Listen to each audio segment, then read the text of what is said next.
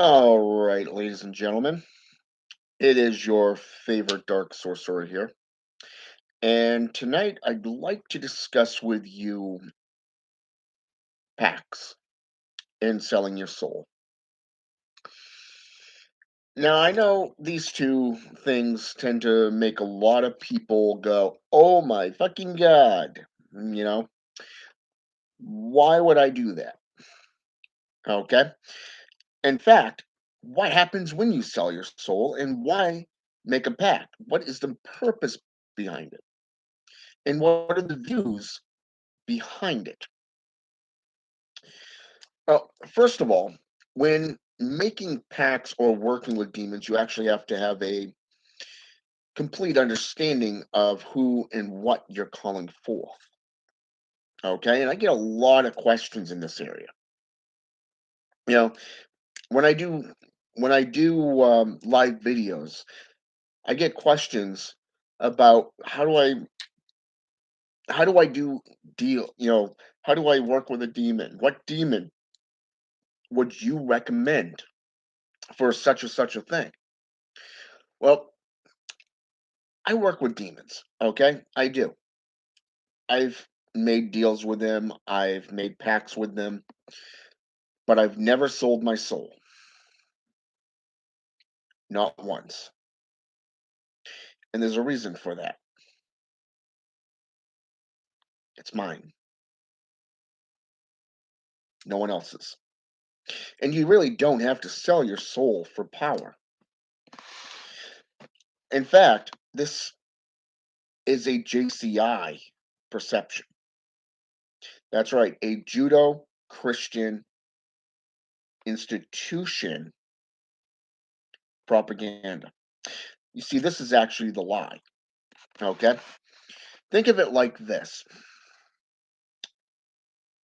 People put out books just because they can, because it's easy money. I knew somebody that put out a book, and a friend of mine, brother, ended up getting this book, and it turned out that this book was actually stolen from one of our sisters and friends, and just augmented just a little bit and sold as this person's personal work. Okay, this is a lie. You see, it's always been easier to follow a lie than it is to actually seek the truth. So, in a lot of aspects, a lot of third world country individuals who contact many of the pages that I'm on through Facebook that I'm associated with. I have a friend that lives down in South America. I've got a friend that, I got friends all over the world. They have their own pages and they've linked me to them as an admin. And the one thing that is apparent is you get all these individuals from third world countries. Okay. I'm talking Malaysia. I'm talking, African based countries, down into Haiti and Dominican Republic and Cuba and, all these, the Philippine Islands and everything, you know, and these individuals, the one thing that stays constant is how do I sell my soul? I want to sell my soul to join Satan. How can I become like you?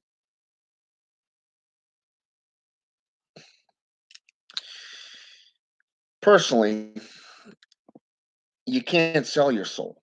It's not yours to give, but people have been known to offer up their souls as collaterals. Okay. I've had people who come to me for services and I've taken their soul until the work was complete and the payment given. And then I gave it back. A fellow occultist Huge time practitioner within the Necromyicon used to do the same. It was incorporated into the pacts, the contracts, okay, that we had with our clients. But if you think about it, in the old days, if somebody couldn't pay money, consumerism, they would offer furs, they would offer fish, something of equal value in exchange. Don't you think it's the same thing with demons, devils, fallen angels, jinn? It's the same exact thing.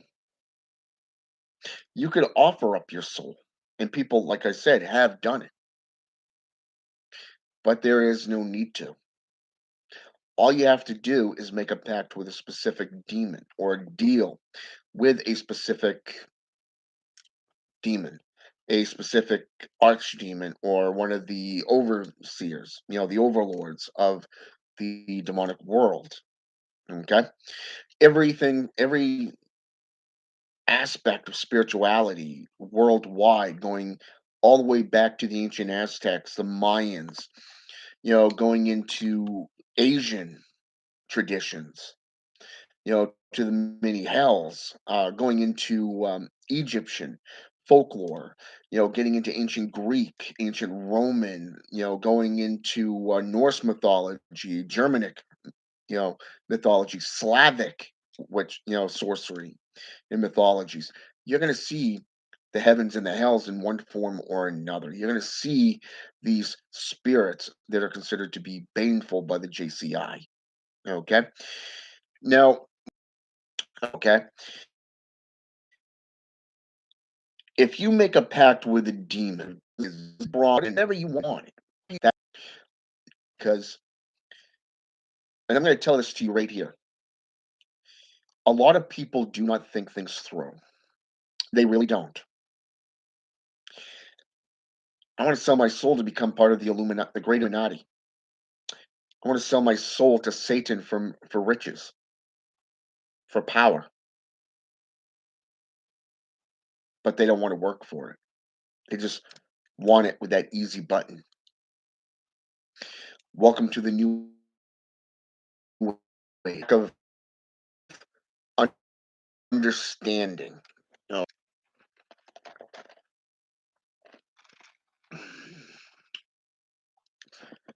You you really need to understand that if you're going to make a deal with any demon, you got to think this stuff through. What is it that you truly want in the long run? Okay. What do you want in the long run in exchange for their service? Okay. You see, think of it like a brotherhood. Okay. Look at it like a brotherhood. When you're working hand in hand with the spirits, everything is awesome. They're going to watch you and make sure that you honor your end of the deal. Just like you're going to be watching out and recording what did was in your deal with that spirit, and are they upholding that deal? Okay? What is it that you put in? Both parties are upholding. But what if they don't? Who do you turn to? Look at it like this. There is one being that is universal. Everything from the Aztec to the Egyptian, ancient Greek, ancient Mesopotamian, even in Norse mythology, pacts have been used, deals have been struck. Mephistopheles, the ancient pact maker. But like I said, what happens if it doesn't get upheld? Who do you turn to? Luciferage, Raphael, scribe and pact maker, infernal pact maker. He is the recorder of Pacts. Okay? The recorder of Pacts. So you can go to him and say, hey, I made a deal with such and such a demon, such and such a spirit. They're not upholding it. I'm seeking your wisdom and your guidance in this matter in your court to make it happen.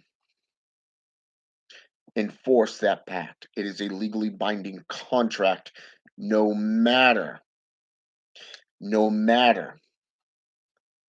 what realm, dimension you're in. Remember what I said? It's a branding. Every demon will know that you've made a pact with that spirit because of that mark, the mark of the beast. Think of it as like a tattoo. It's there. But if everything is going good and both sides are upholding that deal, that pact, be it a blood pact, an infernal pact, a dark pact, a pact's a pact. It's legally binding. You need to be serious about it and work your ass off to maintain the honor and integrity that you would in a corporate office. It is the exact same demeanor.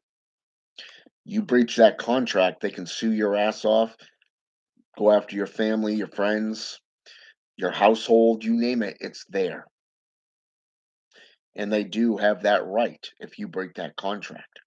Just like you have that right to go to Lucifer's Raphael and say, hey, they're in breach of this contract. This spirit is in breach of this contract. Lucifer's Raphael can take a look at it and go, you're right. Let's uphold it. But let's say, for example, you've made a pact with a spirit and you've chosen your soul as that collateral. Some people have actually been known to do this. Satanists do it all the time. You look at some of the many traditional Satanists, the hardcore Satanists in traditional Satanism, spiritual Satanism, prayers, worship, devout followers. You look at what they're willing to do and how far they're willing to go to uphold their deals. The JCI is full of ideals when it comes to pact making, working and work devils. For an example, I took some notes and I wanted to kind of go over some of them real fast.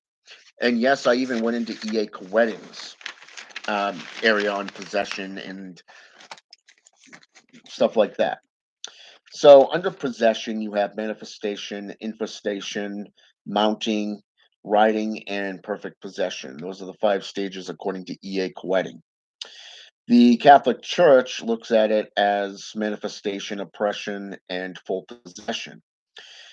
You have signs, odd behavior, night terrors, negative reaction to prayers, the so-called holy items, the priesthood. You see a priest with a white collar, you end up growling or, you're going all full on exorcist, that bullshit from Hollywood.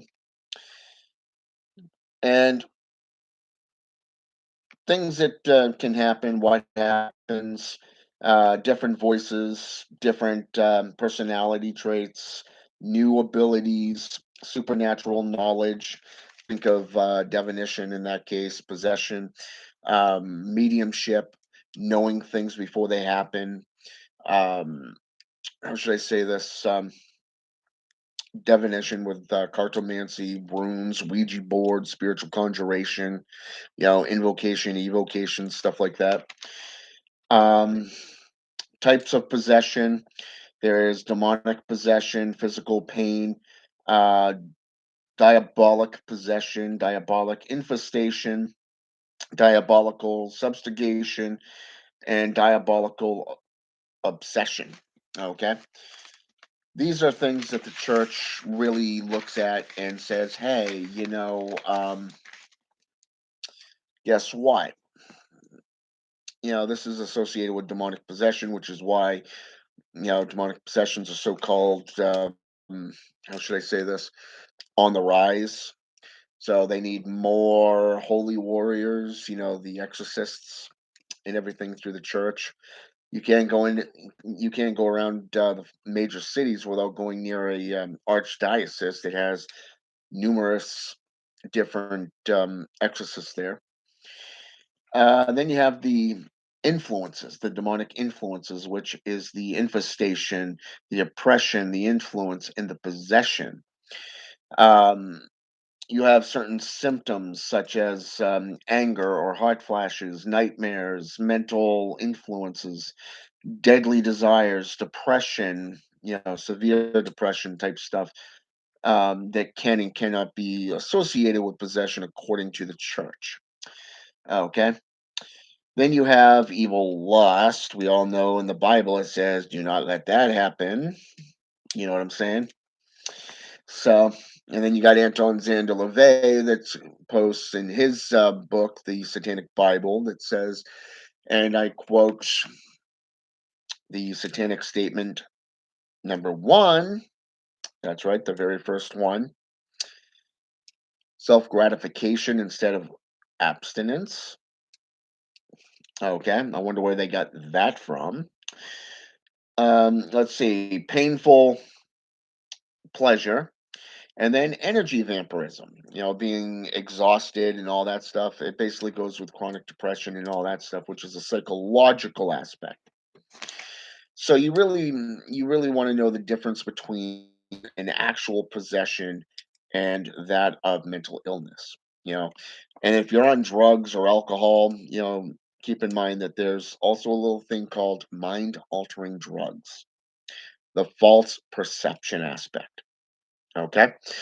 And I really wanted to cover that aspect in this video because of the fact that I can't tell you how many people on social media think they do a ritual or a rite in the dark, and it's like, oh my God, it's a perfect possession. Look, I caught a spirit on film, yada, yada, yada. When in actuality, very few actually do. Very few. Welcome to a world where you're made to think that you're special. Just saying. You're really not that special. Hell, neither am I, for that matter. My obsession is spiritualism and the occult. Black magic, you got it. That's me. So, anyways, selling the soul according to the church and according to society and Hollywood, you end up with hauntings. Okay, lucid nightmares and hot flashes. Normally, in this instance, the symptom would be the whorish and devilish, nightmares where you, as the individual, the infected, would have such horrid dreams that you'd wake up screaming.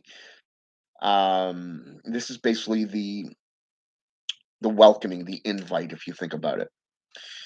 You invite by doing a blood pact or a dark pact or an infernal pact. Okay, you're inviting these spirits to come into your world. You're inviting them to associate with you, and you are inviting them to work with you. You're offering yourself to work alongside them. You're not there to sell your soul. But like I said, some people do. Okay? That's on them. You have no you really have no choice at that point because now you belong to that specific demon. Your soul belongs to that demon and they have the right to do whatever the fuck they want to do with it. Okay? Now, what's interesting here is that this goes into what is known as a contract, a legally binding contract between you and that spirit. Okay, think of it as a deal. Okay, and a lot of individuals look at it as a scam, a deal scam. Okay, that's the best way I can put it to you because of the fact that if you look at when you first start out, you don't know shit. Okay, you don't know much about demons. You don't know the difference between aligning yourself with the underworld, you know, the hells, and that of the specific demons. Okay, or fallen angels, the demonic archdemons and lords and ladies of the underworld. Okay, you really don't know shit about that. Okay, so when you begin, you make a pact out of haste because it's something that you think you now. Okay, so you're looking for that easy fix. You're not ready to align yourself not only with the forces of darkness, but in with that current, but also with spirits themselves.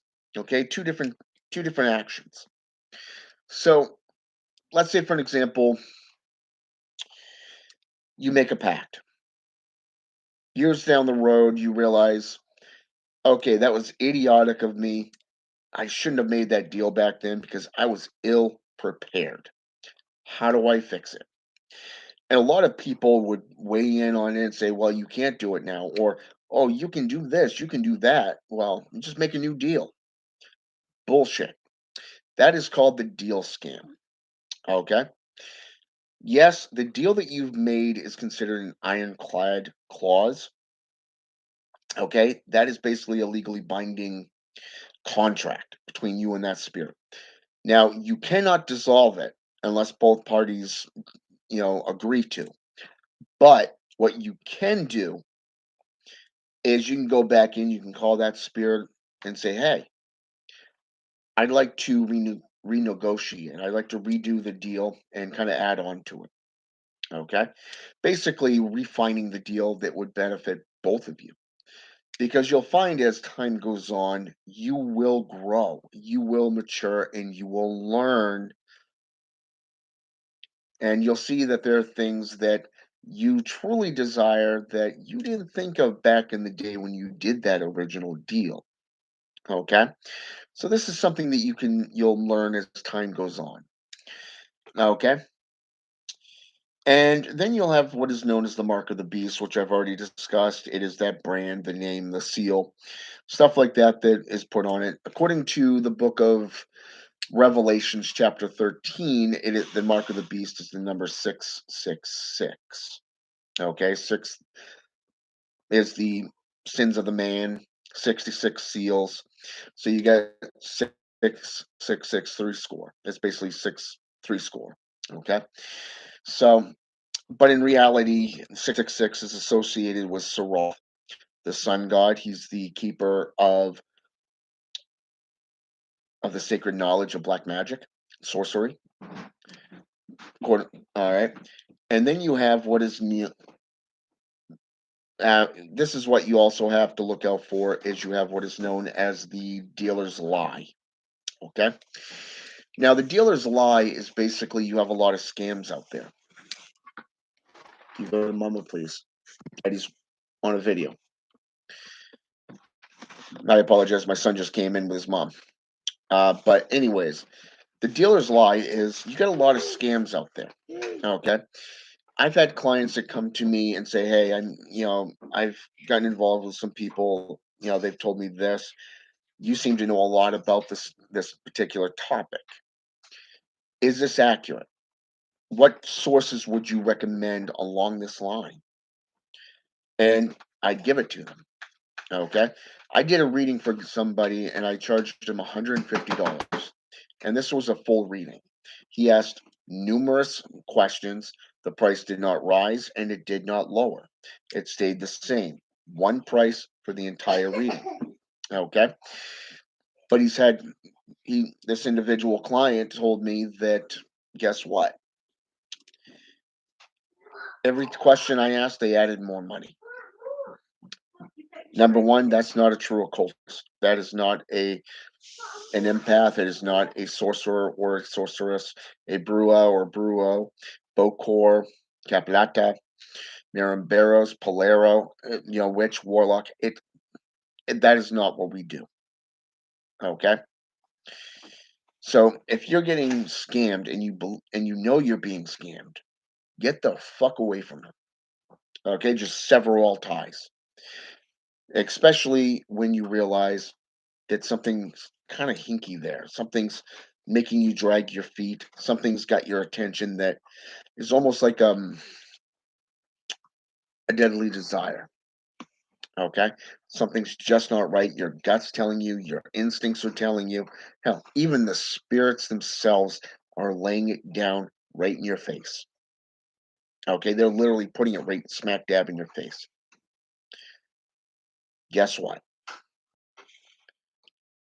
It's a scammer's, a dealer's lie, plain and simple. Get away from them. Okay, and then you have what is known as the Great Escape.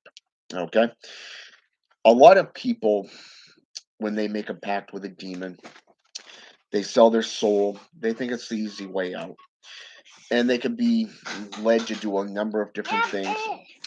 Everett, go to your mother, please. Daddy is doing a video. I've asked you to go to your mother. You're choosing to interrupt. So, anyways, and I do apologize again. Welcome to being a parent. That's all I gotta say.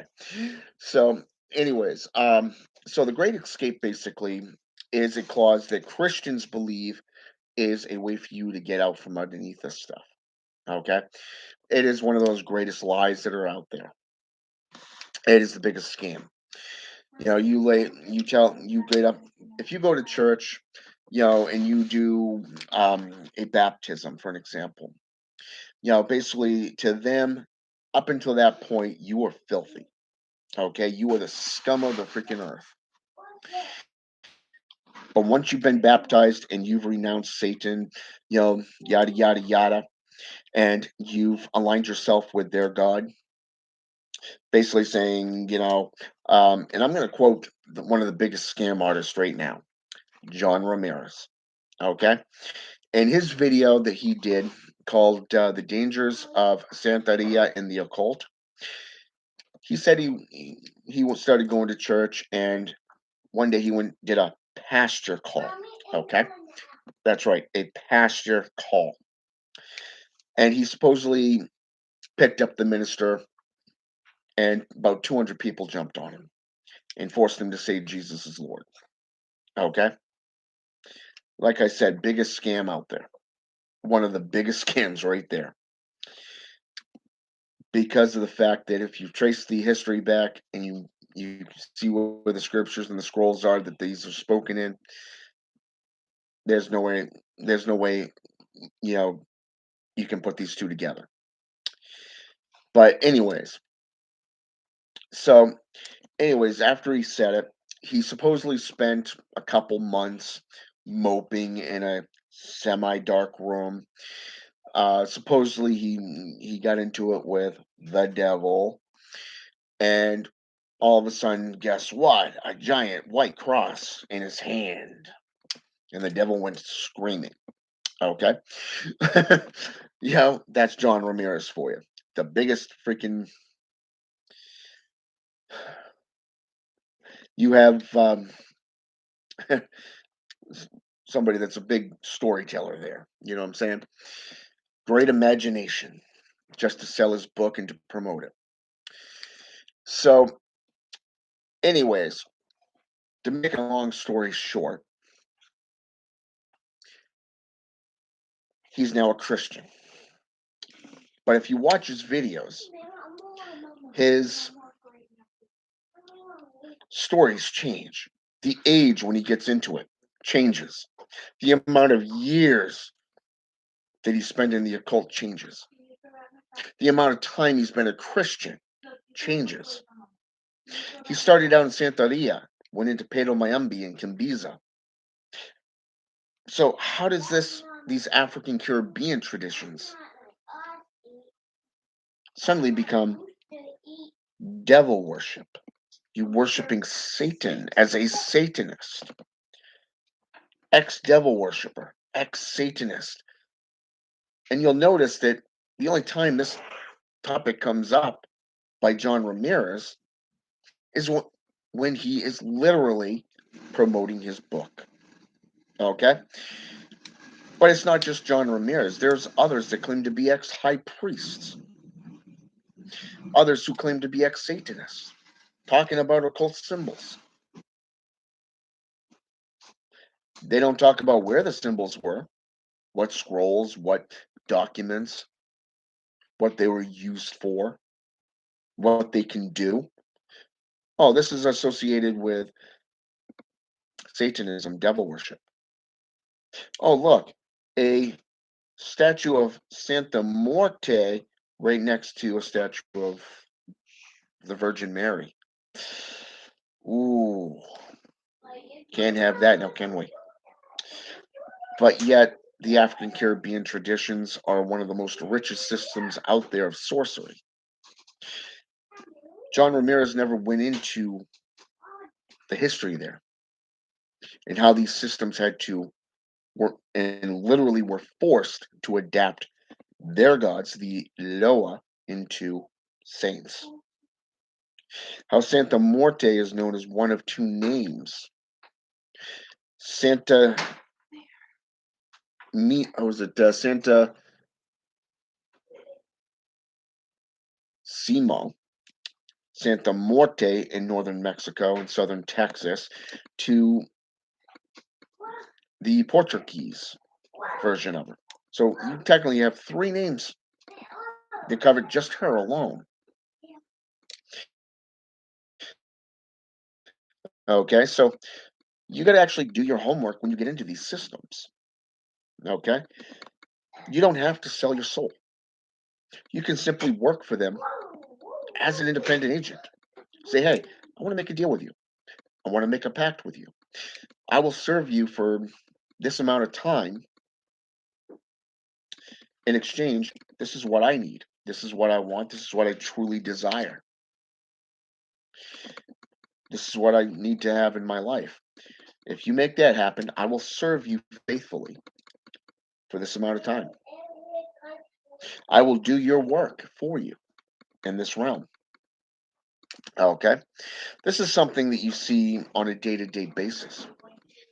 A lot of people will get underneath there and slow down videos of, say, the MMA, the MA, what is it, the Country Music Awards or the MTV Awards or whatever. And oh my God, such and such celebrity is possessed. They must have made a pact to become rich and famous. Now, I'm sure some of them actually did, but not all of them. You consider a lot of the presidents of the United States today actually came from the Skull and Bones organization, a secret society where they were groomed. Welcome to the prestige, the entitled. Not everybody has the balls to work with demons. Not many people actually have what it takes to perform hemomancy, blood sorcery, or blood magic. Okay? Not many people have what it takes to erect altars in the name of demons. And at this time, I want to point out something to you. I want you I'd like to have you, I should say, go to Bophemet X, his page right here on YouTube, and I want you to watch his past videos of his rituals that he's done. I want you to watch them. Take notes. Okay? And you'll notice in some of those videos, he literally is sitting in a circle with a burn pot in front of him. He pricks his finger with his athame, bleeds on a paper. Okay, literally this sort of thing with the paper, and then puts it into the burn pot. But there's one particular one I believe I want. I may be mistaken, but I want to say it was the video that he did with King Paimon. And in this video, he he said, you're really gonna make me do this, aren't you? So he ended up cutting himself and bleeding into the paper and then putting it into the burn pot as an offering. Okay. This is a type of offering. It is also a type of sacrifice. Your pain, your time, your offering. Okay. But more so, he did it to appease this particular demon. Demons don't really give a damn about this world. Okay. They really don't care much about a lot of things. They're willing to help you. They're willing to work with you. You don't have to sell your soul. You don't have to erect, you know, a contract lasting for 3 years and say, oh, by the way, 3 to 10 years, like something out of Supernatural with a crossroads demon, and say, hey, I'll do this and I'll give you my soul. Well, at the end of that, you have a hellhound on your ass. Guess what? If you actually did 2 seconds of a Google search, you would know that a hellhound is a guardian, a protector. Look at Cerberus, a three-headed dog in Greek mythology.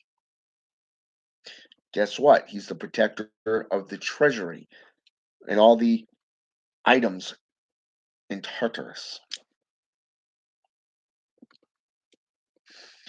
He protects the weaponry, the armory. He protects everything there. Baphomet is the guardian of the underworld, but he's also the bestower of riches. I mean, you look at how rich the Knights of Templar became. Okay? But I want you to take a look at some of these things because of the fact that when you think of all this stuff that's in the public eye today, most of it is fiction. Most of it is exaggerated. And a lot of the information is for personal intent. Is that person's or that organization's personal perception. And 9 times out of 10, it's based off JCI propaganda. Judo, Christian institutions. Look at it. Check it out, and you'll see exactly what I mean. For an example, I was down in Texas about 10, 12 years ago. I was living in Texas, northern Texas, the tail end of the Bible Belt. And I went in to see how much it would take, cost to set up a small little ministry for someone on the left-hand path, as a Satanist and an ordained minister. And the guy looked at me and says, I know what Satanism is, and I know what you do. We want nothing to do with you. Basically meaning, I deny you, which goes against the United States Constitution of personalized religious acts. No individual, sect, organization, or assembly has the right to limit or deny your religious beliefs. That's underneath religious land use and personalized religious acts. Okay? So, anyways, to make that story short, he believed so much that Satanism was about prostitution, child sacrificing, and and a whole bunch of other bullshit that I'm not even going to get into. Okay? And it was funny because of the fact I looked right at him and I said, if you actually wanted to learn what Satanism is about, hit me up. Otherwise, continue living your lie. Put your head back in that proverbial sandbox and carry on your way. He looked at me and he said, what do you mean by that? And I told him, I said, Satanism does not have anything to do with that. You're mistaking Satanism, meaning the occult, with that of a cult. There's a difference. A cult would be Charles Manson and his family. Occultism is Hermetics, the Masonry.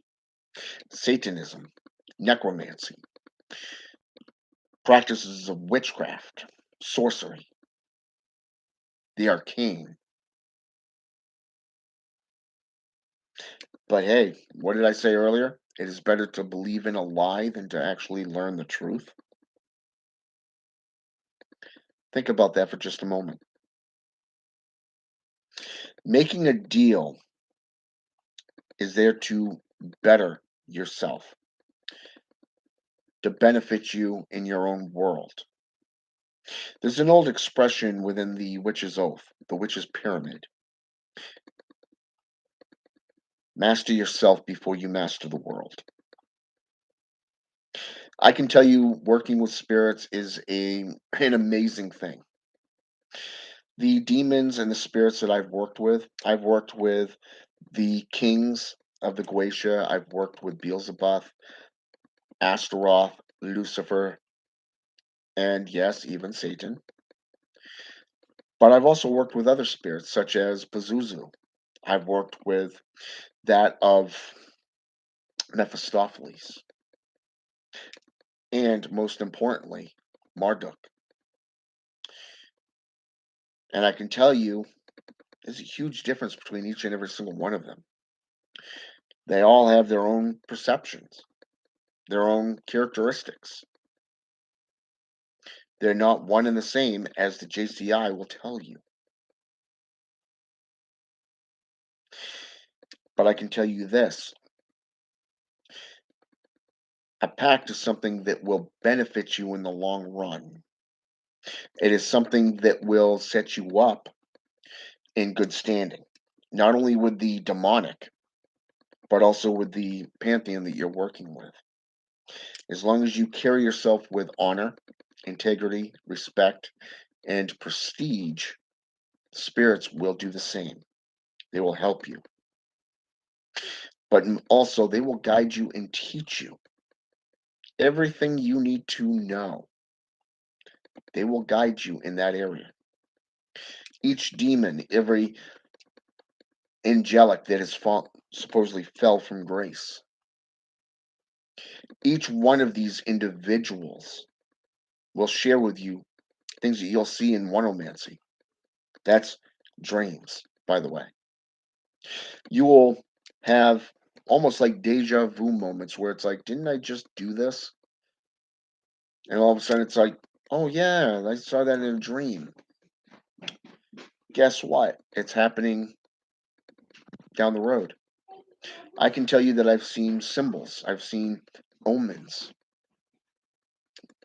in my dreams, only for them to come true 2 to 5 years down the road. You notice? Not everything's up front. You actually have to work for it. I went from one side of this country to the other numerous times. Numerous times. Fell on hard times even. I've lived on the streets in 2 different cities. But you know what's interesting about that? I ended up having to stay at a homeless shelter once because my apartment wasn't ready.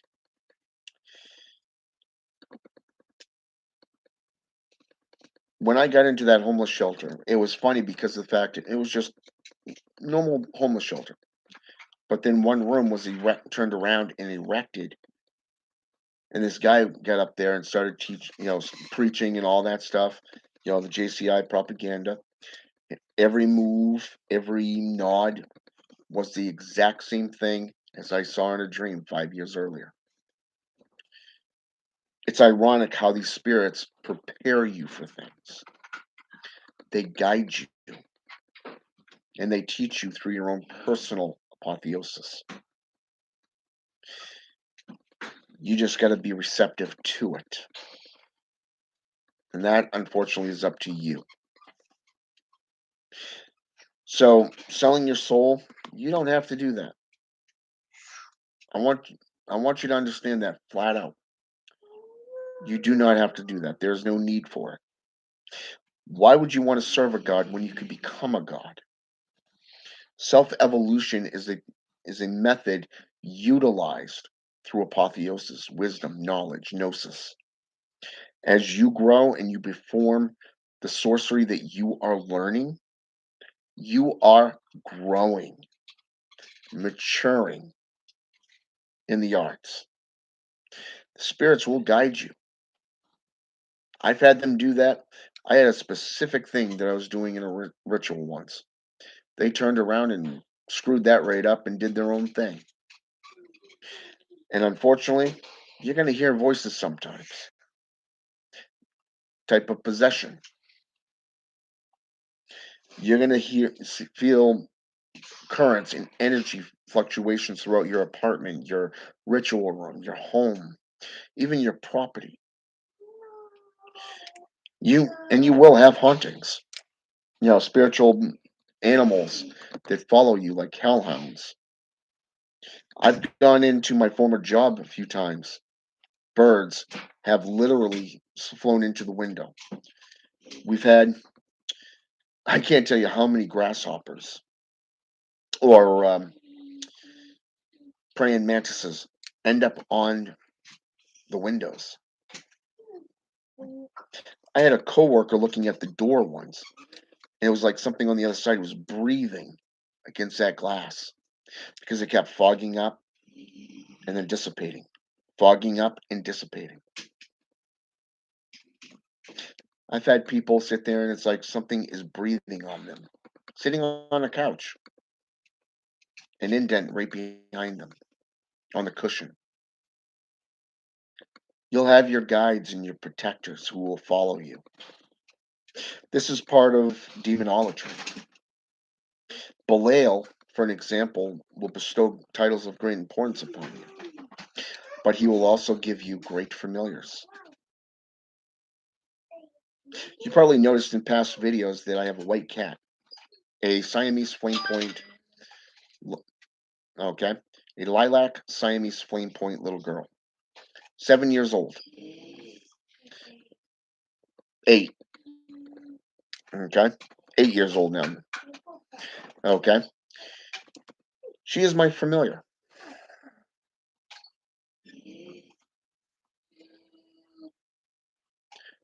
Flat out. She is my familiar. She's daddy's little girl, and she knows it. Belial gave her to me, led me to her. And when you drive 2,995 miles one way, guess what? There's a reason for it. You just got to be patient. But yeah, packs are good. You can sell you can offer up whatever the hell you want. I'm just letting you know that these things, there are things that you can do, things that you don't have to do. But the choice is yours. But I want you to think of the Satanic Creed for an example. Two things, just two little things: self preservation, self gratification. Self gratification is all good as long as it doesn't violate the number one: self preservation. Plain and simple. You see, what the Christians believe Satanism is about, or what necromancy is about, or whatever, is not actually true because they don't have the will or the knowledge to go out and actually want to learn. They want to keep their heads in the sandbox. So until they're willing to learn, they're living with their head in the proverbial sandbox, believing in a lie. But that's on them. Question is, are you going to learn? Plain and simple. All right? I've taken up enough time on this particular video. So I've noticed some people actually jumped on here with me. Some people jumped on here with me. Lord Zulok 666, Felix, Felith, Cipher, Ank, Starseed, Root Witch. Let's see. Men Like Gods.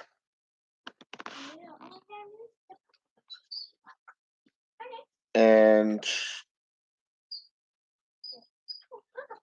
I'm not even gonna try to pronounce your name. It's like Doug Get Tiny, Dougie Tiny Your Feelings or something like that. Um, but anyways, thanks for jumping on here with me. For those of you who are going to jump on here after the fact, hope you learned something. If you like what I do and what I teach, feel free to hit that subscribe button. Nobody's twisting your arm. Outside of that, have a good night, and until next time.